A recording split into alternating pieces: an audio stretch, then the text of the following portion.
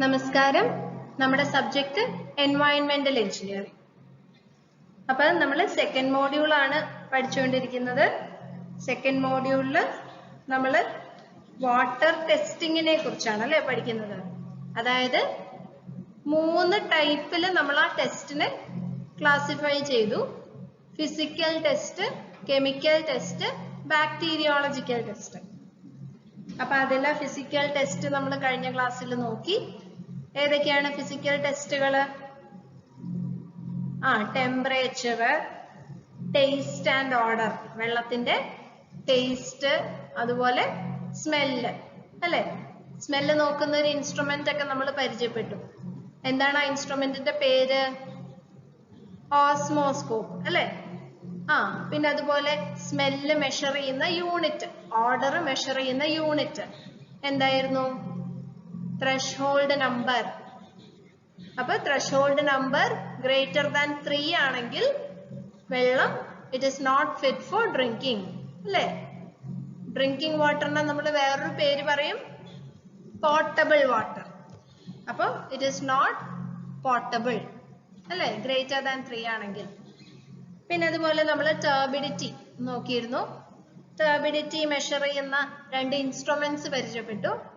Turbidity road, അതുപോലെ Jackson ടർബിഡിമീറ്റർ അല്ലെ. പിന്നെ ഇപ്പൊ നമ്മൾ ടർബിഡിറ്റി മെഷർ ചെയ്യാൻ ഉപയോഗിക്കുന്ന ഇൻസ്ട്രുമെന്റ് ലേറ്റസ്റ്റ് നെഫലോമീറ്റർ അല്ലെ. യൂണിറ്റ് എന്താണ്? NTU, nephelometric turbidity unit. പിന്നെ അതുപോലെ എന്താണ് nephelometric turbidity unit? 1 milligram of platinum cobalt in 1 liter of distilled water. അപ്പൊ അതൊക്കെ നമ്മൾ കഴിഞ്ഞ ക്ലാസ്സിൽ നോക്കിയതാണ്. പിന്നെ അതുപോലെ കളർ, വെള്ളത്തിന്റെ കളർ. കളർ എക്സ്പ്രസ് ചെയ്യുന്ന യൂണിറ്റ് ഏതാണ്? ഹേസൻ യൂണിറ്റ് അല്ലെ. Hessen unit. സോറി, ഒരു കറക്ഷൻ. ആ ഹേസൻ യൂണിറ്റ് ആണ് 1 milligram of platinum cobalt in 1 liter of distilled water. നേരത്തെ പറഞ്ഞ ടർബിഡിറ്റിന്റെ യൂണിറ്റ് ആയ NTU, അതിന് 1 milligram of silica in 1 liter of distilled water ആണല്ലേ. ഓക്കെ. പിന്നെ നമ്മൾ കെമിക്കൽ ടെസ്റ്റ് തുടങ്ങി. കെമിക്കൽ ടെസ്റ്റ് ഏതിന്റെയൊക്കെ നമ്മൾ നോക്കിയത്? Total solids, hardness, chlorides, fluorides, ഇത് 4 നോക്കി. അപ്പൊ അതില് ടോട്ടൽ സോളിഡ്സ് നമ്മൾ 3 ടൈപ്സ് ഓഫ് സോളിഡ്സ് കണ്ടു. Suspended, colloidal, dissolved. ഇത് 3ഉം എങ്ങനെ നമുക്ക് മെഷർ ചെയ്യാം എന്നുള്ളത് പറഞ്ഞു. പിന്നെ ഹാർഡ്നെസ്. ഹാർഡ്നെസ് 2 ടൈപ്പ് ഉണ്ട്. Temporary hardness, permanent hardness. അപ്പൊ ഇത് ഏതൊക്കെ അയോൺസ് ആണ് ടെമ്പററി ഹാർഡ്നെസ് കോസ് ചെയ്യുന്നത്, ഏതൊക്കെ അയോൺസ് ആണ് പെർമനന്റ് ഹാർഡ്നെസ് കോസ് ചെയ്യുന്നത് എല്ലാം നമ്മൾ നോക്കി. പിന്നെ എങ്ങനെ നമുക്ക് വെള്ളത്തിലെ ഹാർഡ്നെസ് മെഷർ ചെയ്യാം? എങ്ങനെയാണ്? ടൈട്രേഷൻ ഉപയോഗിച്ച്. നിങ്ങളുടെ ലാബിൽ ചെയ്യാനുണ്ട് എക്സ്പെരിമെന്റ്. ടൈട്രേഷൻ ഉപയോഗിച്ചാണ്. EDTA വെച്ച്, ethylene diamine tetra acetic acid, EDTA വെച്ചിട്ടാണ് ടൈട്രേറ്റ് ചെയ്യുക. അത് ലാബിൽ പഠിക്കാനുണ്ട്. പിന്നെ നമ്മൾ നോക്കിയത് ക്ലോറൈഡ്സ് ആണ് അല്ലെ. ക്ലോറൈഡ്. ക്ലോറൈഡ്സ് എത്ര ആവാൻ പാടുള്ളൂ കുടിക്കുന്ന വെള്ളത്തില്?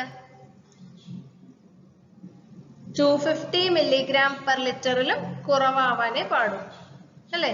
നമ്മുടെ ഈ എല്ലാ കെമിക്കൽസിന്റെയും ലിമിറ്റ്, എത്രത്തോളം ഡ്രിങ്കിങ് വാട്ടറിൽ വേണം എന്നുള്ളതൊക്കെ പറയുന്ന ഒരു സ്റ്റാൻഡേർഡ് കോഡാണ് IS 10500 2012.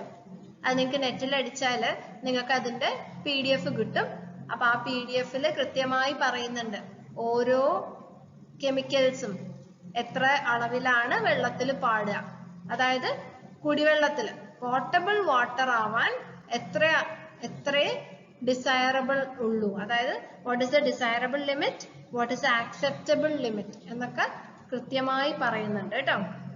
IS 10500 2012. ആ കോഡ് എടുത്ത് നോക്കിയാൽ മതി, കാണാം. പിന്നെ അതുപോലെ ഫ്ലൂറൈഡ്സ് നോക്കി നമ്മൾ അല്ലെ. ഫ്ലൂറൈഡ്സിന്റെ ഒരു പ്രത്യേകത എന്താണ്? ഫ്ലൂറൈഡ്സ് ഒരു പർട്ടിക്കുലർ കോൺസെൻട്രേഷന്റെ ഉള്ളിലായിരിക്കണം വെള്ളത്തില്. അത് കുറയാനും പാടില്ല, കൂടാനും പാടില്ല. കുറഞ്ഞു കഴിഞ്ഞാൽ നമ്മൾ കണ്ടു ഡെന്റൽ കാരീസ് എന്നുവെച്ചാൽ പല്ലിലൊക്കെ ഓട്ട വരും, കാവിറ്റി വരും. അതുപോലെ തന്നെ കൂടിക്കഴിഞ്ഞാലോ ഡെന്റൽ ഫ്ലൂറോസിസ് അല്ലെ, മഞ്ഞയാവാം, പല്ല് മഞ്ഞിക്കാം. അപ്പൊ ആ ഫ്ലൂറൈഡ്സിന്റെ ഒരു പർട്ടിക്കുലർ കോൺസെൻട്രേഷനിൽ വെള്ളത്തിൽ ഉണ്ടായിരിക്കണം. ഓക്കെ, അപ്പൊ ഇത്രയാണ് നമ്മൾ നോക്കിയത്. അപ്പൊ ബാക്കി നമുക്കിന്ന് നോക്കാം. അപ്പൊ ബാക്കിയുള്ള കെമിക്കൽ ടെസ്റ്റുകൾ നമുക്ക് നോക്കാം. അടുത്തത് pH വാല്യൂ. pH അതെല്ലാവർക്കും തന്നെ അറിയാം അല്ലെ. pH എന്ന് വെച്ചാൽ എന്താണ്? It is A measure of acidity or alkalinity in water. വെള്ളത്തില് എത്രത്തോളം വെള്ളം അസിഡിക് ആണ് അല്ലെങ്കിൽ എത്രത്തോളം ആൽക്കലൈൻ ആണ് എന്ന് സൂചിപ്പിക്കുന്ന ആ ഒരു വാല്യൂ ആണ് pH അല്ലെ. It is defined as the negative logarithm of reciprocal of hydrogen ion concentration in water. അതായത് H+ concentration, hydrogen ion concentration സൂചിപ്പിക്കുന്നതാണ് pH, potence hydrogen എന്നാണ് അതിന്റെ പൂർണ്ണ രൂപം, potence hydrogen. ഇത് നിങ്ങൾ 10ാം ക്ലാസ്സിലൊക്കെ പഠിച്ച കാര്യമാണ് അല്ലെ. ഈ ഡെഫിനിഷൻ ഒക്കെ നിങ്ങൾ കണ്ട് പരിചയമുള്ളതാണ്. When a substance dissolves in water, it ionizes into positively charged hydrogen ions and negatively charged hydroxyl ions. അപ്പോൾ എന്താണ് അവിടെ നടക്കുന്നത്? ഒരു സബ്സ്റ്റൻസ് വെള്ളത്തിൽ അലിഞ്ഞു പോയാൽ എന്ത് പറ്റും? വെള്ളം രണ്ടായി സ്പ്ലിറ്റ് ചെയ്യും. H+ഉം OH- അയൺസുമായി സ്പ്ലിറ്റ് ചെയ്യും. അതിൽ H+ ആണ് കൂടുതലെങ്കിൽ ആ വെള്ളത്തിനെയാണ് നമ്മൾ അസിഡിക് എന്ന് പറയാം. നേരെ മറിച്ച് OH- അയോൺസ് ആണ് കൂടുതലെങ്കിൽ അതാണ് ആൽക്കലൈൻ വാട്ടർ എന്ന് പറയും അല്ലെ. പിന്നെ അതുപോലെ രണ്ടും ഒരേ അളവിലാണെങ്കിൽ, H+ഉം OH- അയോൺസും ഒരേ അളവിലാണെങ്കിൽ the water is said to be neutral അല്ലെ. അപ്പൊ നിങ്ങൾക്ക് ആ ഒരു pHന്റെ ഒരു റേഞ്ച് ഒക്കെ അറിയാം. pH എന്ന് പറയുന്നത് 0 to 14 ആണ് pHന്റെ റേഞ്ച് അല്ലെ. It has been found that the product of H+ ions and OH- ions is always a constant equal to 10 - 14 അല്ല, 10⁻⁻14 അല്ലെ. അതായത് H into OH equal to എത്രയാണ്? 10⁻⁻14. അത് അടുത്ത സ്ലൈഡിൽ ഉണ്ട്. The product of H+ ions and OH- ions is always a constant which is equal to 10⁻⁻14. അതായത് H+ into OH- product എടുത്തു കഴിഞ്ഞാൽ 10⁻⁻14 ആണ് കിട്ടുക. അപ്പൊ ആ pHന്റെ റേഞ്ച് എന്ന് പറയുന്നത് 0 to 14 ആണ്. Value in the range 0 to 7 indicates the acidity and that between 7 and 14 indicates alkalinity. നിങ്ങൾക്ക് അറിയാലോ അല്ലെ. 0 to 14 ഇടയിലാണ് നമുക്ക് കിട്ടിയ വാല്യൂ എങ്കിൽ അസിഡിക് ആണ്. 0 to 7 ആണെങ്കിൽ ആസിഡ് ആണ്, 7 ആണെങ്കിൽ ന്യൂട്രൽ ആൻഡ് 7 to 14 ആണെങ്കിൽ ബേസിക് അല്ലെങ്കിൽ ആൽക്കലൈൻ. പിന്നെ ഡിസ്റ്റിൽഡ് വാട്ടർ അയണൈസസ് ആസ് ബിലോ. എങ്ങനെയാണ് നമ്മുടെ വാട്ടർ അയണൈസ് ആവുക? H+ഉം OH- ആയിട്ട്. അതിലെ H+ന്റെയും OH- എത്രയാണ് മോൾസ്? H+, OH- രണ്ടിനും 10⁻⁻7 മോൾസ് പെർ ലിറ്റർ ആണ്. അതുകൊണ്ടാണ് ഇവരുടെ പ്രൊഡക്റ്റ് എടുക്കുമ്പോൾ നമുക്ക് 10⁻⁻14 മോൾസ് പെർ ലിറ്റർ എന്ന് കിട്ടുന്നത്. എന്താണ് മോൾസ് എന്നൊക്കെ നിങ്ങൾ കെമിസ്ട്രിയിൽ പഠിച്ചതാണല്ലേ. സംശയം ഉണ്ടെങ്കിൽ ഒന്ന് ഗൂഗിൾ സെർച്ച് ചെയ്ത് നോക്കൂ കേട്ടോ. മോൾസ് ഒക്കെ ഞാൻ ഡിഫൈൻ ചെയ്യാൻ പോയാൽ പിന്നെ നമ്മൾ ടോപ്പിക് മാറും, കെമിസ്ട്രിയിൽ എത്തിപ്പോവും. ഓക്കെ, സോ നിങ്ങളൊന്ന് സെർച്ച് ചെയ്തോളൂ അറിയാത്തവര്. pH value of distilled water. അപ്പോൾ pH value of distilled water എങ്ങനെയാണ് കണ്ടുപിടിക്കുക? എന്താണ് definition? It is the negative log of hydrogen ion concentration. അല്ലേ? It is the reciprocal of negative log of hydrogen ion concentration. അപ്പോൾ reciprocal ആണ്. അപ്പോൾ 1/10 raised to -7. H plus എത്രയാണ്? Hydrogen iron concentration എന്ന് പറയുന്നത് 10 raised to -7 ആണ്. അല്ലേ? അപ്പോൾ reciprocal of hydrogen ion concentration. അതും നെഗറ്റീവ് ഓഫ് എന്ത്? ലോഗിന്റെ നെഗറ്റീവ് ആണ്, അതായത് റെസിപ്രോക്കൽ ആണ്. അപ്പൊ നമുക്ക് കിട്ടുന്ന വാല്യൂ 7. അങ്ങനെയാണ് നമ്മുടെ pH ഓഫ് വാട്ടർ എന്താണ് ഡിസ്റ്റിൽഡ് വാട്ടർ എന്ന് പറയുന്നത് 7 ആയി കിട്ടുന്നത്. നമ്മൾ എങ്ങനെയാണ് ഈ pH അളക്കുന്നത്? The pH values are determined either by colorimetric method or potentiometric method. ഇപ്പൊ രണ്ട് മെത്തേഡ്സ് ഉണ്ട് pH നോക്കാൻ. ഒന്നെങ്കിൽ കളറിമെട്രിക് മെത്തേഡ്, കളർ വെച്ച് കമ്പയർ ചെയ്യാം, അല്ലെങ്കിൽ പൊട്ടൻഷ്യോമെട്രിക് മെത്തേഡ്. അത് നമ്മുടെ ഈ കളറിമെട്രിക് മെത്തേഡ് എന്ന് പറയുന്നത് നമ്മുടെ pH പേപ്പർ ആണ്. pH പേപ്പർ ആ ഒരു സൊല്യൂഷനിൽ മുക്കും. എന്നിട്ട് നമ്മൾ ഏത് കളറിനോടാണ് മാച്ചിങ് ആയിട്ട് വരുന്നത് എന്ന് നോക്കുക. അതാണ് കളറിമെട്രിക് മെത്തേഡ്. പൊട്ടൻഷ്യോമെട്രിക് മെത്തേഡ് എന്ന് ഉദ്ദേശിക്കുന്നത് ഒരു ഇൻസ്ട്രുമെന്റ് ആണ്. പൊട്ടൻഷ്യോമീറ്റർ എന്ന് പറയുന്നത് ഒരു ഇൻസ്ട്രുമെന്റ് ആണ്. ആ ഇൻസ്ട്രുമെന്റ് നമ്മളൊരു സാമ്പിളിൽ മുക്കി വെച്ചാൽ ആ ഇൻസ്ട്രുമെന്റിന്റെ മുകളിൽ കാണിക്കും എത്രയാണ് pH എന്ന്. ഇപ്പോ pH എന്ന് പറയുന്നത് 7.5 എന്നുള്ള വാല്യൂ ഡിജിറ്റൽ ആയിട്ട് കാണിക്കും. ആ ഇൻസ്ട്രുമെന്റിന്റെ മുകളിൽ തന്നെ എഴുതി കാണിക്കും. ഓക്കെ, അതാണ് പൊട്ടൻഷ്യോമീറ്റർ. അതാണ് പൊട്ടൻഷ്യോമെട്രിക് മെത്തേഡ് എന്ന് ഉദ്ദേശിക്കുന്നത്. ഓക്കെ, പിന്നെ അടുത്ത കെമിക്കൽസ് ആണ് ലെഡ് ആൻഡ് ആർസനിക്. ഈ രണ്ടും വളരെ പോയ്സണസ് ആയിട്ടുള്ള രണ്ട് കെമിക്കൽസ് ആണ് അല്ലെ. വളരെ ചെറിയ കോൺസെൻട്രേഷനിൽ ലെഡും ആർസനിക്കും ഒക്കെ വെള്ളത്തിൽ പാടും. It is not usually present in natural waters. Natural വാട്ടറിൽ ഒരിക്കലും ഈ ലെഡും ആർസനിക്കും ഒന്നും കാണാറില്ല. എങ്ങനെയാണ് ഇത് വരാൻ സാധ്യത ഉള്ളത്? It may be mixed up in water from lead pipes or from tanks applied with lead point. അപ്പോൾ ലെഡ് കണ്ടന്റ് ഉള്ള പൈപ്പ് അല്ലെങ്കിൽ ടാങ്ക് ഒക്കെ ഉപയോഗിക്കുകയാണെങ്കിലാണ് അതിന്റെ ഒരു അംശം വെള്ളത്തിൽ വരാൻ സാധ്യതയുള്ളത്. These are highly poisonous and dangerous to the health of public. ഇത് വളരെ പോയ്സണസ് ആയിട്ടുള്ള രണ്ട് എലമെന്റ്സ് ആണ് അല്ലെ, ലെഡ് അതുപോലെ തന്നെ ആർസനിക്. ഇനി അടുത്തത് ഡിസോൾവ്ഡ് ഗ്യാസസ്. ഡിസോൾവ്ഡ് ഗ്യാസസ് എന്ന് പറയുമ്പോൾ അതിൽ അടങ്ങിയിട്ടുള്ള നമ്മുടെ വെള്ളത്തിൽ അടങ്ങിയിട്ടുള്ള ഗ്യാസ് ഫോം അല്ലെ. അപ്പൊ ഏതൊക്കെ ഗ്യാസസ് ആവാം? ഓക്സിജൻ വരാം, അതുപോലെ നൈട്രജൻ വരാം, പിന്നെ ക്ലോറിൻ ഒരളവില് ഗ്യാസ് ഫോമിൽ വരാൻ സാധ്യതയുണ്ട്.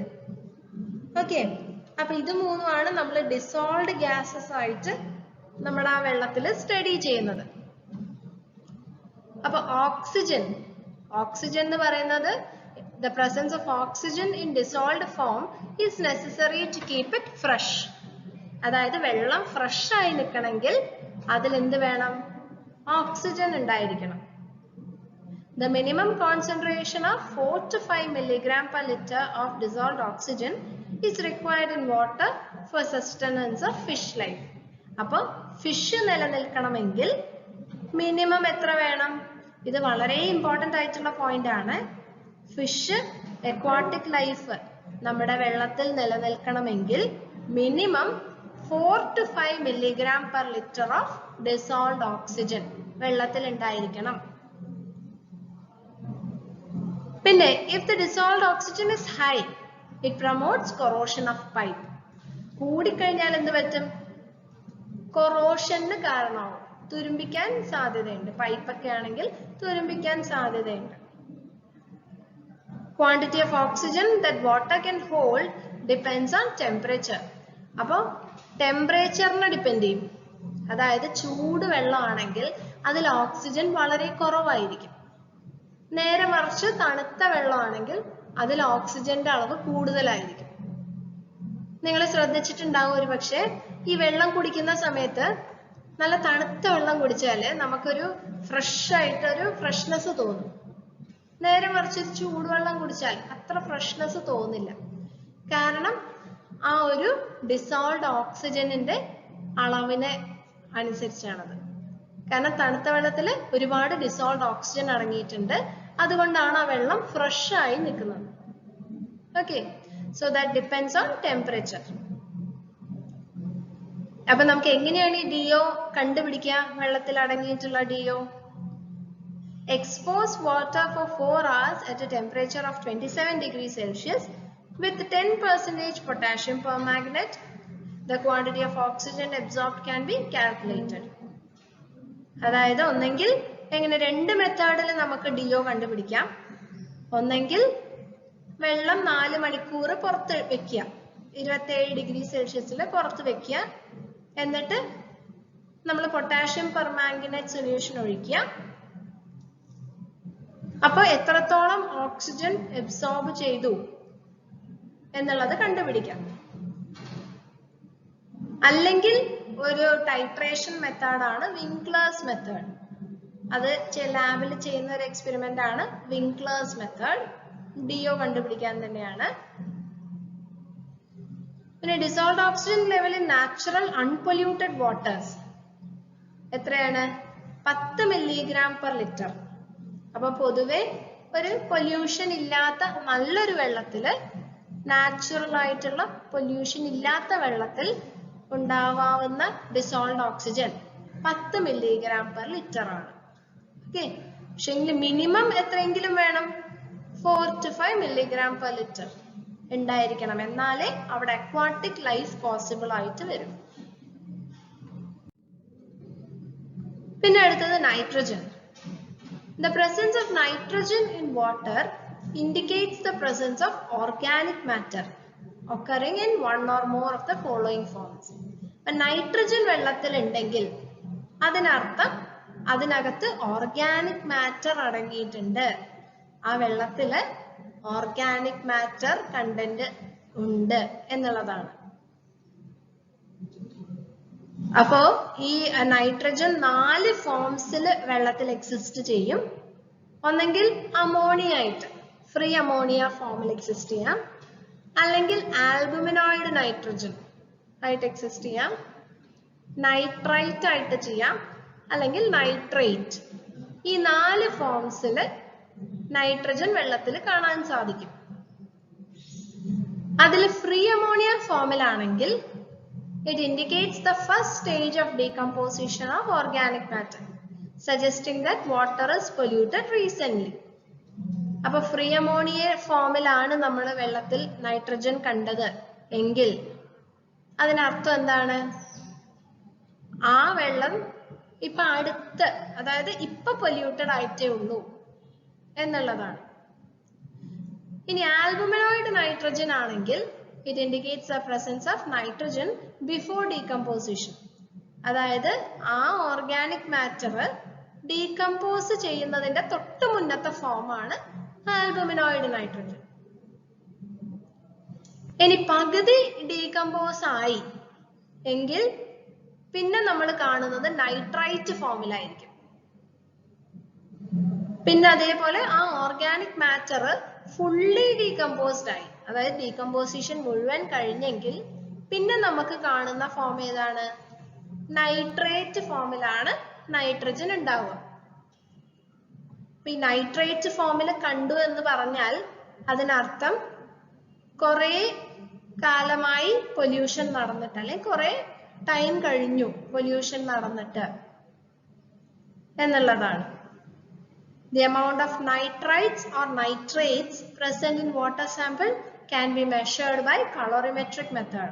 അപ്പൊ നൈട്രൈറ്റും നൈട്രേറ്റും ഒക്കെ മെഷർ ചെയ്യുന്ന മെത്തേഡാണ് കളറിമെട്രിക് മെത്തേഡ്. ഈ കളറിമെട്രിക് മെത്തേഡ് എന്ന് വെച്ചാൽ ഒന്നുമില്ല, നമ്മൾ കളർ വെച്ച് കമ്പയർ ചെയ്യാം. എത്രയാണ് കളർ എന്ന് കമ്പയർ ചെയ്യാം. അതാണ് കളറിമെട്രിക് മെത്തേഡ്.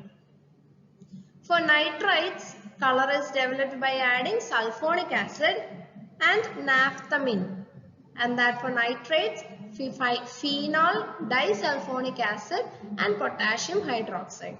ഈ റിയേജൻസ് ആഡ് ചെയ്യുമ്പോൾ കിട്ടുന്ന കളറ് നമ്മൾ കമ്പയർ ചെയ്യും. മുമ്പ് നമ്മുടെ pH പേപ്പറൊക്കെ വെച്ച് കമ്പയർ ചെയ്യില്ലേ, അതുപോലെ നമ്മൾ ഈ കളറ് കമ്പയർ ചെയ്യും. ഈ റിയേജൻസ് ഒഴിച്ചതിന് ശേഷം കിട്ടുന്ന കളറ് നമ്മുടെ സ്റ്റാൻഡേർഡ് സൊല്യൂഷൻസുമായിട്ട് കമ്പയർ ചെയ്യും. അങ്ങനെ കളർ കമ്പാരിസൺ നടത്തുന്ന മെത്തേഡിനെയാണ് കളറിമെട്രിക് മെത്തേഡ് എന്ന് പറയുന്നത്. ഓക്കെ, പിന്നെ അടുത്തത് residual chlorine. Free chlorine remaining in water after about 15 to 30 minutes of contact between water and chlorine dose. അപ്പോൾ നമുക്ക് ഫ്രീലി അവൈലബിൾ ആയിട്ടുള്ള ക്ലോറിൻ, നമ്മളൊരു ക്ലോറിൻ വെള്ളത്തിൽ ഇട്ട് കഴിഞ്ഞാൽ ഒരു 15 to 30 മിനിറ്റ് എന്ത് ചെയ്യും, ആ ക്ലോറിൻ അതിലുള്ള ബാക്ടീരിയാസിനെ കൊല്ലും അല്ലെ. എന്നിട്ട് ഒരു 30 മിനിറ്റ് കഴിഞ്ഞാൽ പിന്നെയും കുറച്ച് ക്ലോറിൻ കണ്ടന്റ് ഉണ്ടാവും. ആ ബാക്കിയുള്ള ക്ലോറിനെയാണ് റെസിഡ്യുവൽ ക്ലോറിൻ എന്ന് പറയുന്നത്. റെസിഡ്യൂ, ബാക്കി നിലനിൽക്കുന്ന ക്ലോറിൻ, അതാണ് റെസിഡ്യുവൽ ക്ലോറിൻ.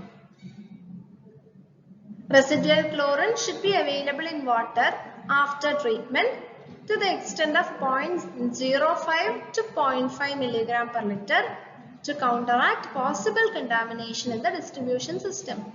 അപ്പോൾ നമ്മൾ ഈ ക്ലോറിൻ ആഡ് ചെയ്ത് കഴിഞ്ഞാൽ ട്രീറ്റ്മെന്റ് പ്ലാന്റിൽ നമ്മൾ ക്ലോറിൻ ആഡ് ചെയ്യും അല്ലെ, അവസാനത്തെ സ്റ്റേജ് ആണത് ക്ലോറിനേഷൻ. അപ്പൊ ഈ ക്ലോറിൻ ആഡ് ചെയ്ത് കഴിഞ്ഞാൽ കുറച്ച് ക്ലോറിൻ വെള്ളത്തിൽ ബാക്കി ഉണ്ടായിരിക്കണം. ഈ ജേംസിനെയൊക്കെ കൊന്ന് അതിനുശേഷം കുറച്ച് ക്ലോറിൻ ബാക്കി ഉണ്ടായിരിക്കണം. എന്തിനാണ് ആ ബാക്കി വെക്കുന്നത് എന്ന് ചോദിച്ചാൽ, പിന്നെ നമ്മൾ ഈ വെള്ളം ഡിസ്ട്രിബ്യൂഷൻ സിസ്റ്റത്തിലേക്ക് അയക്കും, ടൗണിലേക്ക് കൊടുക്കുകയാണ്. അപ്പൊ ആ പൈപ്പിലൊക്കെ ബാക്ടീരിയാസ് ഉണ്ടാവാം. അപ്പൊ ആ പൈപ്പ് ലൈനിൽ വരുന്ന ബാക്ടീരിയാസിനെ കൊല്ലാൻ വേണ്ടിയാണ് ആ ബാക്കി വരുന്ന ക്ലോറിൻ. അപ്പൊ ആ ക്ലോറിൻ അതാണ് റെസിഡ്യുവൽ ക്ലോറിൻ. അപ്പൊ അതിന്റെ അളവ് 0.05 to 0.5 milligram per liter എങ്കിലും ഉണ്ടായിരിക്കണം. Residual chlorine is found by 2 മെത്തേഡ്സിൽ നമുക്ക് കണ്ടുപിടിക്കാം എത്രത്തോളം റെസിഡ്യുവൽ ക്ലോറിൻ വെള്ളത്തിൽ അടങ്ങിയിട്ടുണ്ട് എന്നുള്ളത്. ഒന്ന് സ്റ്റാർച്ച് അയഡൈഡ് മെത്തേഡ്, പിന്നെ ഒന്ന് ഓർത്തോടൊലിഡീൻ മെത്തേഡ്. ഇത് 2 മെത്തേഡ്സ് ആണ്. ഈ റെസിഡ്യുവൽ ക്ലോറിൻ ടെസ്റ്റും നിങ്ങൾക്ക് ലാബിൽ ചെയ്യാനുള്ളതാണ് കേട്ടോ. അപ്പൊ ചെയ്യുമ്പോൾ നമുക്ക് കൂടുതൽ അതിന്റെ പ്രൊസീജിയർ ഒക്കെ നോക്കാം. ഓക്കെ, ഈ ഗ്രാഫ് കാണിക്കുന്നതൊന്നുമില്ല, നമ്മൾ ക്ലോറിൻ ഡോസ് എക്സ് ആക്സിസിൽ ക്ലോറിൻ ഡോസ് ആണ് കാണിക്കുന്നത്, വൈ ആക്സിസിൽ ടോട്ടൽ ക്ലോറിൻ റെസിഡ്യുവൽ എത്രത്തോളം ബാക്കി വരുന്നു, ക്ലോറിൻ ബാക്കി വരുന്നതാണ് കാണിക്കുന്നത്. അപ്പൊ പറയുന്നത് എന്താന്ന് വെച്ചാൽ, നമ്മൾ വെള്ളത്തിലേക്ക് ആദ്യം ക്ലോറിൻ ഇട്ട് കഴിഞ്ഞാൽ ക്ലോറിൻ ആദ്യം റെഡ്യൂസ് ചെയ്യും, ക്ലോറിൻ അണ്ടർഗോസ് റിഡക്ഷൻ, പിന്നെ അത് അമീൻസ് ആയിട്ട് ഫോം ചെയ്യും, അതായത് അമോണിയ ആയിട്ട് കമ്പൈൻ ചെയ്യും, പിന്നെ അത് ബാക്ടീരിയാസിനെ കൊല്ലും, അപ്പൊ കുറച്ച് ക്ലോറിന്റെ എമൗണ്ട് കുറയും. ഇതെല്ലാം കഴിഞ്ഞ് ഒരു പോയിന്റിന് ശേഷം ബാക്കി വരുന്ന ക്ലോറിൻ എല്ലാം ആ വെള്ളത്തിൽ തന്നെ ഉണ്ടാവും. ആ പോയിന്റിനെയാണ് ബ്രേക്ക് പോയിന്റ് എന്ന് വിളിക്കുന്നത്. ആ ബ്രേക്ക് പോയിന്റിന് ശേഷം വരുന്ന ക്ലോറിൻ മുഴുവൻ എന്തായി നിൽക്കും, നമ്മുടെ റെസിഡ്യുവൽ ക്ലോറിനായി വെള്ളത്തിൽ നിലനിൽക്കും. ഓക്കെ, ആ ഒരു ഗ്രാഫാണ് കാണിക്കുന്നത്. നമുക്ക് ആ ക്ലോറിനേഷൻ വരുന്ന പാർട്ടിൽ ഈ ഗ്രാഫിനെ കുറിച്ച് നിങ്ങൾക്ക് ഡീറ്റെയിൽഡ് ആയിട്ട് പറഞ്ഞു തരാം. ഓക്കെ, അപ്പൊ അതൊക്കെയാണ് നമ്മുടെ കെമിക്കൽ ടെസ്റ്റ്. ഇനി നമ്മൾ അടുത്തത് നോക്കുന്നത് ബാക്ടീരിയോളജിക്കൽ ടെസ്റ്റ് ആണ്. അതായത് നമ്മുടെ വെള്ളത്തിൽ എത്രത്തോളം ബാക്ടീരിയാസ് അടങ്ങിയിട്ടുണ്ട് എന്നുള്ളതാണ് ഇനി നമ്മൾ നോക്കാൻ പോകുന്നത്. ഇപ്പൊ bacteriological test, different types of micro organisms may be present in water, of which many of them are harmless to the mankind, but some species are harmful as they cause disease. നമുക്കറിയാം അല്ലേ, വെള്ളത്തിൽ ഒരുപാട് micro organisms ഉണ്ടാവും. അതിൽ ചില micro organisms harmless ആണ്, അതായത് ഉപദ്രവകാരിയല്ല. നേരെ മറിച്ച് ചിലവരാണ് ഡിസീസസ് ഉണ്ടാക്കുന്നത്, രോഗം പരത്തുന്നത്. അങ്ങനത്തെ ബാക്ടീരിയാസിനെയാണ് എന്ത് വിളിക്കുന്നത്? Pathogenic bacteria. Disease causing bacteria are called pathogenic bacteria, which are responsible for waterborne diseases. Hence, it's necessary to conduct bacteriological tests on water samples. അപ്പോൾ വാട്ടർ സാമ്പിളിൽ നമ്മൾ എന്ത് ചെയ്യണം? ബാക്ടീരിയോളജിക്കൽ ടെസ്റ്റ് ചെയ്ത് ഏതൊക്കെ ബാക്ടീരിയാസ് ആണ് അടങ്ങിയിട്ടുള്ളത് എന്ന് കണ്ടുപിടിക്കണം. പാത്തോജനിക് ബാക്ടീരിയാസ് ആണെങ്കിൽ അവരെ ഒഴിവാക്കണം. നമ്മുടെ ട്രീറ്റ്മെന്റിലൂടെ അവരെ നശിപ്പിക്കണം. So bacteria are the single-celled microorganisms of size 1 to 4 microns.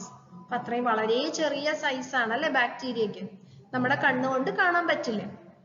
1 to 4 microns ആണ്. അപ്പൊ നമ്മൾ ഇങ്ങനെ ഒരു ബാക്ടീരിയോളജിക്കൽ ടെസ്റ്റ് ചെയ്യാൻ വേണ്ട എക്യുപ്മെന്റ്സ് എന്തൊക്കെയാണ്? മൈക്രോസ്കോപ്പ്. നിങ്ങൾ പണ്ട് ബയോളജി പഠിച്ചിട്ടുണ്ടായിരുന്നു, 10ാം ക്ലാസ്സിൽ ബയോളജി. അതില് ലാബിലൊക്കെ പോയപ്പോൾ കണ്ടിട്ടുള്ള എക്യുപ്മെന്റ്സ് ആണ് microscope, incubator, cooled incubator. Incubator എന്ന് വെച്ചാൽ ഒന്നുമില്ല, നമുക്ക് ഏത് ടെമ്പറേച്ചർ ആണോ വേണ്ടത് ആ ടെമ്പറേച്ചർ സെറ്റ് ചെയ്യാം. ആ ഒരു ടെമ്പറേച്ചറിൽ മാത്രം പിന്നെ ആ മെഷീൻ വർക്ക് ചെയ്യും. ഇപ്പോൾ ഒരു എക്സാമ്പിൾ പറയുകയാണെങ്കിൽ, എനിക്കിപ്പോ എൻ്റെ ഒരു ടെസ്റ്റ് ട്യൂബ് എത്രയാ 27 ഡിഗ്രി സെൽഷ്യസിൽ മെയിൻറ്റെയിൻ ചെയ്യണം അല്ലെ. പുറമെ ഞാൻ വെച്ചാൽ 27 തന്നെ ആയിക്കൊള്ളണമെന്നില്ല. നമ്മുടെ അറ്റ്മോസ്ഫിയറിക് ടെമ്പറേച്ചർ മാറുന്നതിനനുസരിച്ച് നമ്മുടെ ടെസ്റ്റ് ട്യൂബിന്റെ ടെമ്പറേച്ചർ മാറും. നേരെ മറിച്ച് എനിക്ക് 27 ഡിഗ്രി സെൽഷ്യസിൽ തന്നെ മെയിൻറ്റെയിൻ ചെയ്യണമെങ്കിൽ ഞാൻ എന്ത് ചെയ്യും? ഇത് ഒരു ഇൻക്യുബേറ്ററിൽ വെക്കും. അപ്പൊ എനിക്ക് ആ ഒരു 27 ഡിഗ്രി തന്നെ മെയിൻറ്റെയിൻ ചെയ്യാൻ സാധിക്കും. അതാണ് ഇൻക്യുബേറ്റർ. പിന്നെ ഓവൻ, ചൂടാക്കാൻ അല്ലെ, ഹോട്ട് എയർ ഓവൻ. പിന്നെ ഓട്ടോക്ലേവ്. ഓട്ടോക്ലേവ് എന്ന് ഉദ്ദേശിക്കുന്നത് സ്റ്റെറിലൈസ് ചെയ്യാനുള്ള മെഷീനാണ്. അതായത് നമ്മുടെ ഈ ഓപ്പറേഷൻ തിയേറ്ററിലൊക്കെ, ഞാൻ മുന്നത്തെ ക്ലാസ്സിൽ പറഞ്ഞതാണ്, ഓപ്പറേഷൻ തിയേറ്ററിലൊക്കെ ഉപയോഗിക്കുന്ന ഇൻസ്ട്രുമെന്റ്സ് ഡോക്ടേഴ്സ് എന്ത് ചെയ്യും? ആദ്യം സ്റ്റെറിലൈസ് ചെയ്യും. അതായത് അതിനകത്ത് ബാക്ടീരിയാസ് ഒന്നും പാടില്ല. കാരണം ആ ഇൻസ്ട്രുമെന്റിൽ ബാക്ടീരിയാസ് ഉണ്ടെങ്കിൽ പിന്നെ നമ്മുടെ ശരീരത്തിലേക്ക് അത് കൊണ്ടുവരുമ്പോൾ നമ്മുടെ ബോഡിയിൽ ആ ബാക്ടീരിയാസ് കയറും അല്ലേ. അപ്പോൾ ആ ബാക്ടീരിയാസിനെയൊക്കെ കൊന്ന് സ്റ്റെറിലൈസ് ചെയ്യാനുള്ള ഇൻസ്ട്രുമെന്റ് ആണ് ഓട്ടോക്ലേവ്. അപ്പൊ നമുക്ക് ഇവിടെ ഓട്ടോക്ലേവ് എന്തിനാണ്? നമ്മൾ ഉപയോഗിക്കുന്ന എല്ലാ അപ്പാരറ്റസുകളും നമ്മൾ ഈ ഓട്ടോക്ലേവിൽ വെക്കും. എന്നിട്ട് എന്തെങ്കിലും അണുക്കള് ആ ഇൻസ്ട്രുമെന്റിൽ ഉണ്ടെങ്കിൽ അതൊക്കെ നശിച്ചു പോകും. പിന്നെ അതുപോലെ വെയിങ് ബാലൻസ്, വെയിറ്റ് എടുക്കാൻ വേണ്ട weighing balance, pH meter, pH നോക്കാൻ, കോളനി കൗണ്ടർ, അതായത് ബാക്ടീരിയാസ് എത്ര കോളനി ഉണ്ട് എന്നുള്ളതൊക്കെ എണ്ണാൻ വേണ്ടിയിട്ടാണ്. പിന്നെ സെൻട്രിഫ്യൂജ്, ഒരു മിക്സിങ്ങിന് വേണ്ടിയിട്ടുള്ള ഒരു സെൻട്രിഫ്യൂജ്. പിന്നെ glass wares, laboratory glass wares, test tube, അതുപോലെ പെട്രി ഡിഷ്, അതുപോലത്തെ ഗ്ലാസ് കൊണ്ടുള്ള പാരറ്റസ്. അപ്പൊ ഇതൊക്കെയാണ് ബേസിക് ആയിട്ട് നമുക്ക് ബാക്ടീരിയോളജിക്കൽ ടെസ്റ്റ് ചെയ്യാൻ വേണ്ട എക്യുപ്മെന്റ്സ്. അപ്പൊ നമ്മൾ കണ്ടക്ട് ചെയ്യുന്നത് 3 ടെസ്റ്റുകളാണ് കാര്യമായിട്ട്. ഒന്ന് total count test, E coli test, membrane filter technique. ഈ 3 ടെസ്റ്റുകളാണ് നമ്മൾ ബാക്ടീരിയോളജിക്കൽ ടെസ്റ്റിൽ ചെയ്യുന്നത്. അപ്പൊ ഓരോന്നായിട്ട് നമുക്ക് നോക്കാം. Total count method. അപ്പൊ ആദ്യത്തെ ടോട്ടൽ കൗണ്ട് ടെസ്റ്റ്, അതിന്റെ വേറെ പേരാണ് സ്റ്റാൻഡേർഡ് പ്ലേറ്റ് കൗണ്ട് മെത്തേഡ്. അതെന്താന്ന് നോക്കാം. It provides an estimate of the total number of bacteria in a water sample. ഒരു വാട്ടർ സാമ്പിളിൽ, നമുക്ക് തന്നിട്ടുള്ള സാമ്പിളിൽ ഏകദേശം എത്ര ബാക്ടീരിയാസ് ഉണ്ട് എന്നുള്ളത് കണ്ടുപിടിക്കാൻ വേണ്ടിയിട്ടുള്ള മെത്തേഡാണ്. A non-volume sample is allowed to spread over a petri dish containing sterilized agar medium. അപ്പൊ നമുക്ക് ഒരു പെട്രി ഡിഷ് ഉണ്ട്. ഇതാണ് പെട്രി ഡിഷ്. ഒരു ടേബിളിൽ ഇതാ 4 പെട്രി ഡിഷസ് വെച്ചിട്ടുണ്ട്. പ്ലേറ്റ് പോലെ, നമ്മുടെ പ്ലേറ്റിന്റെ ഒക്കെ വളരെ ചെറിയൊരു രൂപം, അതാണ് പെട്രി ഡിഷ്. കണ്ടിട്ടുണ്ടാവും, പലരും കണ്ടിട്ടുണ്ടാവും ലാബിലൊക്കെ, ബയോളജി ലാബിലൊക്കെ കണ്ടിട്ടുണ്ടാവും. അപ്പൊ പെട്രി ഡിഷിൽ നമ്മൾ എന്ത് ചെയ്യും? അഗാർ മീഡിയം, അഗാർ സൊല്യൂഷൻ നമ്മൾ ഈ പെട്രി ഡിഷിൽ സ്പ്രെഡ് ചെയ്യും. എന്നിട്ട് അതിന് മുകളിൽ നമ്മൾ സാമ്പിൾ ഒഴിക്കും. Petri dish is then incubated for 24 hours at 37 degrees Celsius temperature, during which the bacteria multiply and form visible clusters or colonies, which can be counted under a colony counter. അപ്പൊ എന്താ ചെയ്യുന്നത്? നമ്മൾ agar solution ഒഴിച്ച് അതിൽ sample ഒഴിച്ചു. ഈ sample നമ്മൾ എന്നിട്ട് ഒരു ഇൻക്യുബേറ്ററിൽ വെക്കും, അല്ലേ? ആ ഇൻക്യുബേറ്ററിൽ എത്രയാണ് ടെമ്പറേച്ചർ മെയിൻറ്റെയിൻ ചെയ്യുന്നത്? 37 ഡിഗ്രി സെൽഷ്യസ് ടെമ്പറേച്ചർ മെയിൻറ്റെയിൻ ചെയ്ത് ഇൻക്യുബേറ്ററിൽ വെക്കും. അപ്പോൾ ബാക്ടീരിയാസിന് നല്ല ഒരു ടെമ്പറേച്ചർ ആണ് റീപ്രൊഡ്യൂസ് ചെയ്യാൻ. അങ്ങനെ അവര് റീപ്രൊഡ്യൂസ് ചെയ്ത് കുറെ കോളനീസ് ഉണ്ടാക്കും. എന്നിട്ട് നമ്മൾ എത്ര കോളനീസ് ആണ് അവരുണ്ടാക്കിയത് എന്നുള്ളത് എണ്ണും. The number is multiplied by dilution ratio to get the bacteria strength in the given sample. അപ്പൊ നമുക്ക് കിട്ടിയ ആ ഒരു നമ്പർ ഓഫ് കോളനീസ് നമ്മൾ എന്ത് ചെയ്യും? ഡൈല്യൂഷൻ ഫാക്ടർ വെച്ച് മൾട്ടിപ്ലൈ ചെയ്യും. അതായത് നമ്മുടെ സാമ്പിള്, നമ്മൾ എടുത്ത സാമ്പിള്, ആ സാമ്പിളിന്, ഓരോ സാമ്പിളിനും ഒരു ഡൈല്യൂഷൻ ഫാക്ടർ ഉണ്ട്. ഒരു പക്ഷെ ഒരുപാട് കോൺസെൻട്രേഷൻ ഉള്ള ഒരു എന്താണ്, നമ്മള് ഒരു എക്സാമ്പിൾ ഞാൻ പറയാം. നമ്മുടെ തോട്ടുന്നോ അല്ലെങ്കിൽ നഴുക്ക് ചാലുന്ന നമ്മൾ വെള്ളം എടുത്താൽ ഒരുപാട് ഓർഗാനിസംസ് ഉണ്ടാവും, അല്ലെ? ഒരുപാട് മൈക്രോ ഓർഗാനിസംസ് ഉണ്ടാവും. അപ്പൊ അങ്ങനത്തെ ഒരു സാമ്പിള് നമ്മൾ ഈ ഒരു പെട്രി ഡിഷില് ഒരു തുള്ളി ഇട്ടിച്ചാൽ ഒരുപാട് ബാക്ടീരിയാസ് വളരും. അപ്പൊ നമുക്കത് എണ്ണാൻ ബുദ്ധിമുട്ടായിരിക്കും. അപ്പൊ നമ്മൾ എന്ത് ചെയ്യുന്നു ചോദിച്ചാൽ, അങ്ങനത്തെ സാമ്പിൾസ് ഒക്കെ, ഒരുപാട് ബാക്ടീരിയ കണ്ടന്റ് ഉണ്ടാവാൻ സാധ്യതയുള്ള സാമ്പിൾസ് നമ്മൾ ഡൈല്യൂട്ട് ചെയ്യും. അതായത് 1 ml ഓഫ് സാമ്പിള് 10 ml വാട്ടറിൽ ഡൈല്യൂട്ട് ചെയ്യും. ഒരു എക്സാമ്പിൾ പറയാണ്. അതായത് 1:10 ഡൈല്യൂഷനിൽ നമ്മൾ ഡൈല്യൂട്ട് ചെയ്യും. ആ ഡൈല്യൂട്ട് ചെയ്ത സാമ്പിൾ ആണ് നമ്മൾ ഈ അഗാർ സൊല്യൂഷന്റെ മുകളിൽ വെക്കുന്നത്. ഓക്കെ, അപ്പൊ നമുക്ക് അവസാനം കിട്ടുന്ന ആൻസർ ഉണ്ടല്ലോ, ആ ആൻസർ ഈ ഡൈല്യൂഷൻ ഫാക്ടർ വെച്ച് മൾട്ടിപ്ലൈ ചെയ്യും. അപ്പൊ നമുക്ക് ഒറിജിനൽ സാമ്പിളിൽ എത്ര ബാക്ടീരിയാസ് വരാം എന്നുള്ളത് അറിയാൻ സാധിക്കും. ഓക്കെ, അതാണ് നമ്മൾ ചെയ്യുന്ന ടെസ്റ്റ്.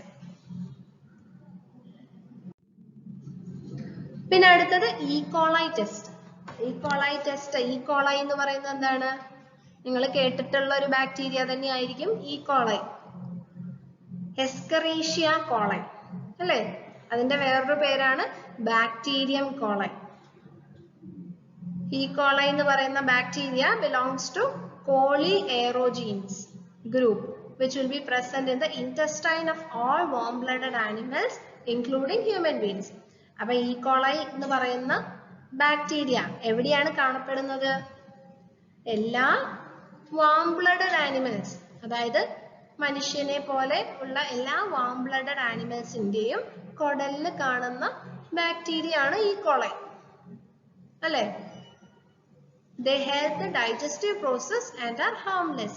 നമ്മുടെ ശരീരത്തിന്റെ ഉള്ളില് ഡൈജസ്റ്റീവ് പ്രോസസ്സിനെ അത് സഹായിക്കുന്നുണ്ട്. അപ്പോ അത് ഹാനികര അല്ല. പക്ഷേങ്കില് നമ്മൾ അത് പുറത്തേക്ക് എക്സ്ക്രീറ്റ് ചെയ്യുമ്പോ എന്ത് പറ്റും? എന്താണ് ഈക്കോളൈ എന്ന് പറയുന്നത് വളരെ ഹാംഫുൾ ആണ്. If these organisms are detected in water sample, it is to be understood that the water is polluted with fecal discharge and sewage. ഈ കോളൈ ഒരു വെള്ളത്തിൽ കാണുക എന്നുള്ളതിന്റെ അർത്ഥം എന്താന്ന് ചോദിച്ചാൽ ആ വെള്ളത്തില് ഫീക്കൽ ഡിസ്ചാർജ് ഉണ്ടാവാൻ സാധ്യതയുണ്ട്. ഓക്കെ, പിന്നെ അതുപോലെ അത് അത്രയും അഴുക്കുള്ള വെള്ളമാണ് എന്നുള്ളതാണ് ഈ കോളൈന്റെ പ്രസൻസ് നമുക്ക് കാണിച്ചു തരുന്നത്. When once sewage pollution takes place, there is every possibility that the water may contain other pathogenic organisms also. E. coli മാത്രമല്ല വേറെയും ഡിസീസ് കോസിംഗ് ഓർഗാനിസംസ് വെള്ളത്തിൽ ഉണ്ടാവാൻ സാധ്യതയുണ്ട്. അപ്പൊ നമ്മള് 3 സ്റ്റേജിലാണ് ഈ കോളൈ ടെസ്റ്റ് കണ്ടക്ട് ചെയ്യുന്നത്. Presumptive test, confirmed test, completed test. ഇങ്ങനെ 3 സ്റ്റേജിലാണ് നമ്മൾ കണ്ടക്ട് ചെയ്യുന്നത്. അപ്പൊ ഓരോന്നും നമുക്ക് നോക്കാം. ഇതാണ് ഈ കോളൈന്റെ രൂപം. എസ്കറീഷ്യ കോളൈ ബാക്ടീരിയന്റെ രൂപമാണ്. സെൽ മെംബ്രെയിൻ ഉണ്ടാവും, സെൽ മെംബ്രെയിൻ, പിന്നെ പ്ലാസ്മ മെംബ്രെയിൻ ഒക്കെ നിങ്ങൾ പണ്ട് പഠിച്ചിട്ടുള്ള കാര്യങ്ങൾ കേട്ടോ. ഓക്കെ, അപ്പൊ ഞാൻ പറഞ്ഞു 3 സ്റ്റേജിലാണ് ഉണ്ടാവുക അല്ലെ. അപ്പൊ ആദ്യത്തെ സ്റ്റേജ് പ്രിസംപ്റ്റീവ് ടെസ്റ്റ്. അപ്പൊ ഈ കോളൈ ടെസ്റ്റിൽ ആദ്യത്തെ സ്റ്റേജ് ആയ പ്രിസംപ്റ്റീവ് ടെസ്റ്റ് നോക്കാം. Definite amount of samples of water in different dilutions are taken in the standard fermentation tubes called Durham tubes. അപ്പൊ നമ്മൾ എന്ത് ചെയ്യും?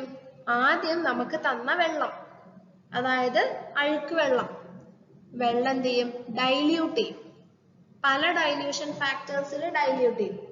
അതായത് 1 ml സാമ്പിള് 10 ml വെള്ളത്തിൽ ഡൈല്യൂട്ട് ചെയ്യും. അപ്പൊ ആ ഡൈല്യൂഷൻ ഫാക്ടർ ആണ് 1/10. പിന്നെ അതുപോലെ 1 ml സാമ്പിള് 100 ml ഡിസ്റ്റിൽ വാട്ടറിൽ ഡൈല്യൂട്ട് ചെയ്യും. അതാണ് 1/100 എന്ന് പറയുന്ന ഡൈല്യൂഷൻ ഫാക്ടർ. പിന്നെ അതുപോലെ 1 ml സാമ്പിള് 1000 ml ഡിസ്റ്റിൽ വാട്ടറിൽ ഡൈല്യൂട്ട് ചെയ്യും. അത് 1/1000. അങ്ങനെ നമ്മൾ ഓരോ ഡൈല്യൂഷൻ ഫാക്ടറിൽ ഡൈല്യൂട്ട് ചെയ്യും. എന്നിട്ട് ആ സാമ്പിൾ ആണ് നമ്മൾ ദർഹം ട്യൂബ്സിൽ എടുക്കുന്നത്. Tube containing lactose broth as culture medium. നമ്മുടെ ടെസ്റ്റ് ട്യൂബിൽ നമ്മൾ ഒരു ബ്രോത്ത് എടുക്കും. ബ്രോത്ത് എന്ന് പറയുന്നത് ശരിക്കും പറഞ്ഞാൽ ആ ഒരു ബാക്ടീരിയന്റെ ഫുഡാണ്. ആ ഒരു ബ്രോത്തിലാണെങ്കിൽ ആ ബാക്ടീരിയക്ക് വളരാൻ സാധിക്കും. അതിന് ഫുഡാണ് കേട്ടോ. ബ്രോത്ത് എന്ന് പറയുന്നത് അതിന്റെ ഒരു ഫുഡ് ഒന്ന് മനസ്സിലാക്കി വെക്കാം. അപ്പൊ അതിന് വളരാൻ സാഹചര്യം കൊടുക്കുകയാണ് നമ്മൾ. Tubes are incubated at 37 degrees Celsius for 24 hours. ഈ ദിർഹം ട്യൂബ് എന്ന് വെച്ചാൽ ഇപ്പൊ ഇതാണ് ടെസ്റ്റ് ട്യൂബ്. അപ്പൊ ഇതൊരു ടെസ്റ്റ് ട്യൂബ് ആണ് കാണിച്ചിട്ടുള്ളത്. ഇത് 3 ടെസ്റ്റ് ട്യൂബ്സ് കാണിച്ചിട്ടുണ്ട്. ഈ ടെസ്റ്റ് ട്യൂബിനകത്തേക്ക് നമ്മൾ ചെറിയൊരു ട്യൂബ് ഇടാനുണ്ട്. അതായത് ഈ ചെറിയ ട്യൂബ്, ടെസ്റ്റ് ട്യൂബിന്റെ വളരെ ചെറിയ രൂപം, നമ്മുടെ ഒരു വിരലിന്റെ പകുതിയേ ഉള്ളൂ. അത്രയും ചെറിയ ട്യൂബ്സ് ആണ്. ഈ ട്യൂബിനെയാണ് ദർഹം ട്യൂബ് എന്ന് പറയുന്നത്. അപ്പൊ നമ്മളൊരു ടെസ്റ്റ് ട്യൂബിൽ ലാക്ടോസ് ബ്രോത്ത് എടുക്കും. എന്നിട്ട് നമ്മുടെ സാമ്പിൾ ആഡ് ചെയ്യും. അപ്പൊ നമുക്ക് ബാക്ടീരിയാസ് ഉണ്ടെങ്കിൽ വളരും അല്ലെ. നമ്മുടെ ഇൻക്യുബേറ്ററിൽ വെച്ചാൽ ഏത് ടെമ്പറേച്ചറിലാണ്?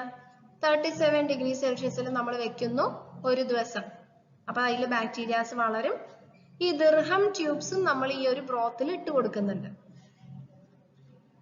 അതെന്തിനാന്ന് ചോദിച്ചാൽ, ഇപ്പോ ഈ ദിർഹം ട്യൂബിന്റെ അകത്ത് ഗ്യാസ് ഫോം ചെയ്യുകയാണെങ്കിൽ അതിനർത്ഥം അതിൽ ബാക്ടീരിയാസ് ഉണ്ട്. നമ്മൾ എടുത്ത സാമ്പിളില് ബാക്ടീരിയാസ് ഉണ്ട് എന്നുള്ളതാണ്. So if gas is formed in the tube, Durham tube, the test is considered to be positive and indicates the presence of E. coli bacteria. അപ്പൊ അതിൽ ഗ്യാസ് ഉണ്ടെങ്കിൽ അതിനർത്ഥം ഗ്യാസ് ഉണ്ട് എന്ന് എങ്ങനെയാ മനസ്സിലാവുക? ഈ ഒരു ട്യൂബില് ഇപ്പൊ ഇത്രത്തോളം ബ്രോത്ത് ആയിരിക്കും, പക്ഷെ ചെറിയൊരു സ്പേസിൽ ബ്രോത്ത് ഉണ്ടാവില്ല. അവിടെ ഗ്യാസ് വന്ന് നിറഞ്ഞിട്ടുണ്ടാവും. അതായത് അവിടെ അതിൽ ബാക്ടീരിയ ഉണ്ട്. ഈ ഒരു സാമ്പിളില് E. coli ബാക്ടീരിയ ഉണ്ടാവാം. നേരെ മറിച്ച് if no gas is formed, the tubes are further incubated for 48 hours. അപ്പൊ ഗ്യാസ് ഒന്നും കണ്ടില്ലെങ്കിൽ നമ്മൾ എന്ത് ചെയ്യും? വീണ്ടും 2 ദിവസവും കൂടെ ഇൻക്യുബേറ്ററിൽ വെക്കും. വീണ്ടും ഗ്യാസ് ഒന്നും കണ്ടില്ല എങ്കിൽ എന്താണ്? E. coli ഒന്നും ആ വെള്ളത്തിൽ ഇല്ല. അതുപോലെ water is not polluted by sewage. അപ്പൊ വെള്ളം പൊല്യൂട്ടഡ് അല്ല. നല്ല വെള്ളമാണ് എന്നുള്ളതാണ് അതിനർത്ഥം. Okay,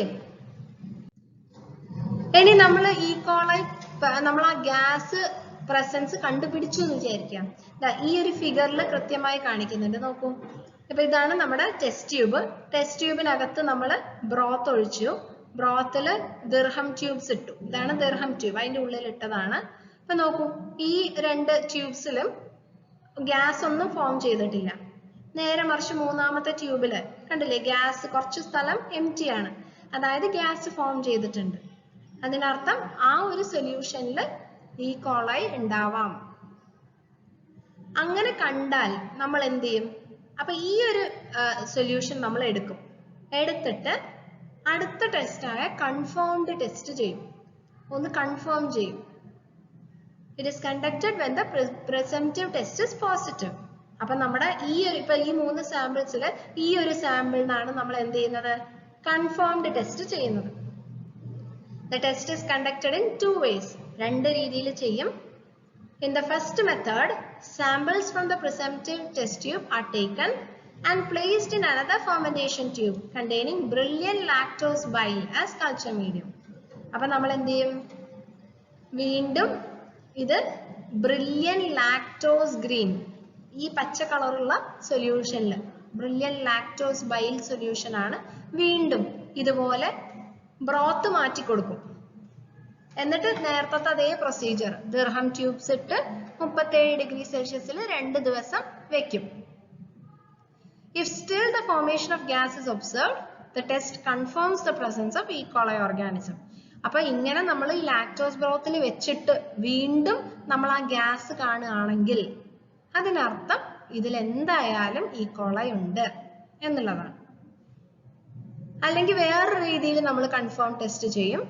In the second method, a small sample is taken on plate containing endo or eosin methylene blue agar and is incubated at 37 degrees Celsius for 24 hours. If colonies are seen, then test is positive. അപ്പോൾ ഒന്നെങ്കിൽ നമ്മൾ ഈ test ട്യൂബിൽ brilliant lactose bile ഇടും, എന്നിട്ട് ദിർഹം tubes വെക്കും. അതല്ലെങ്കിൽ എന്ത് ചെയ്യും?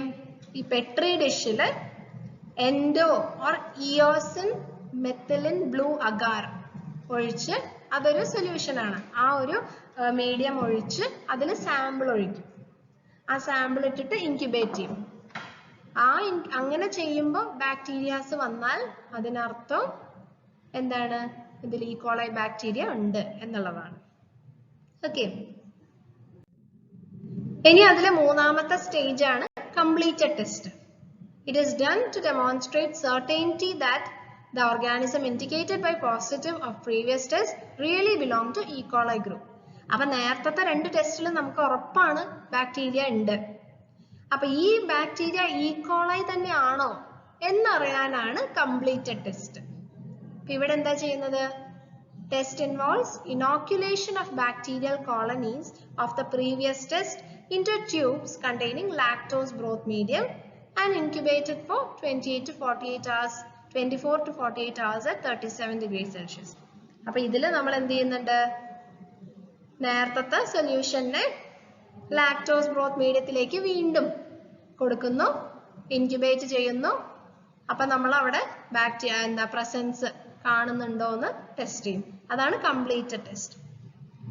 എന്നിട്ട് നമുക്ക് ഈ കിട്ടുന്ന final result of E. coli test, അതായത് എത്ര ബാക്ടീരിയ നമ്പർ കോളനീസ് ഉണ്ട് എന്നുള്ളത് നമ്മൾ 2 രീതിയിൽ എക്സ്പ്രസ് ചെയ്യും. ഒന്നെങ്കിൽ E. coli ഇൻഡെക്സ് ആയിട്ട്, ഒരു ഇൻഡെക്സ് നമ്പർ ആയിട്ട് എക്സ്പ്രസ് ചെയ്യും, അല്ലെങ്കിൽ MPN എന്ന് പറയുന്നത് മോസ്റ്റ് പ്രോബബിൾ നമ്പർ ആണ് MPN. അപ്പൊ ഈ 2 രീതിയിൽ നമുക്ക് ഫൈനൽ റിസൾട്ട് എക്സ്പ്രസ് ചെയ്യും. എങ്ങനെയാ നോക്കാം. E. coli ഇൻഡെക്സ് എന്ന് പറഞ്ഞാൽ it is an index or number, ഒരു നമ്പർ ആണ്. It is defined as the reciprocal of the smallest quantity of sample which would give a positive E. coli test. അതായത് ഏറ്റവും ചെറിയ ഡൈല്യൂഷൻ, ഏത് ചെറിയ smallest ഡൈല്യൂഷനിലാണോ നമുക്ക് ഈ വാല്യൂ കിട്ടുന്നത്, പോസിറ്റീവ് വാല്യൂ കിട്ടുന്നത്, അതിന്റെ റെസിപ്രോക്കൽ ആണ് എന്ത്? E. coli ഇൻഡെക്സ് എന്ന് പറയുന്നത്. It represents approximately E. coli organisms in 1 centimeter cube of sample of water. അപ്പോൾ ഇത് എന്താണ് ഉദ്ദേശിക്കുന്നത്? വെള്ളത്തിന്റെ 1 cc, ഒരു 1 centimeter cube വെള്ളത്തിൽ എത്ര E. coli ഉണ്ട് എന്നുള്ളതാണ് E. coli ഇൻഡെക്സ് കൊണ്ട് ഉദ്ദേശിക്കുന്നത്. അടുത്തത് MPN, most probable number. Laws of statistical probability are applied to the results obtained in the E. coli test and finally expressed in terms of MPN. അപ്പോൾ എന്താണ്? ഒരു probability number ആണ്, ഇത്ര കാണാം എന്നുള്ളൊരു പ്രോബബിലിറ്റി നമ്പർ ആണ് MPN എന്ന് പറയുന്നത്. It represents the bacterial density which is most likely to be present in the sample. ഏറ്റവും കൂടുതൽ കാണാൻ സാധ്യതയുള്ള bacterial density ആണ് എന്ത്? MPN. MPN is a better and more popular expression than E. coli index. അപ്പോൾ E. coli ഇൻഡെക്സിനേക്കാൾ കൂടുതൽ accurate ഏതാണ്? MPN ആണ്. ഓക്കെ, മോസ്റ്റ് പോപ്പുലർ ആയിട്ട് എല്ലാവരും പ്രിഫർ ചെയ്യുന്നതും MPN നമ്പർ ആയിട്ട് എക്സ്പ്രസ് ചെയ്യാനാണ്. ഇനി നമ്മുടെ അവസാനത്തെ ടെസ്റ്റ് ആണ്. അതായത് നമ്മളിപ്പോ 3 ടെസ്റ്റ് അല്ലേ നോക്കിയത് ബാക്ടീരിയോളജിക്കൽ ടെസ്റ്റില്. ആദ്യത്തെ ടോട്ടൽ കൗണ്ട് മെത്തേഡും പിന്നെ E. coli ടെസ്റ്റ്, പിന്നെ അതുപോലെ മൂന്നാമത്തെ മെംബ്രെയിൻ ഫിൽറ്റർ ടെക്നിക് ആണ്. അതെങ്ങനെയാ നോക്കാം.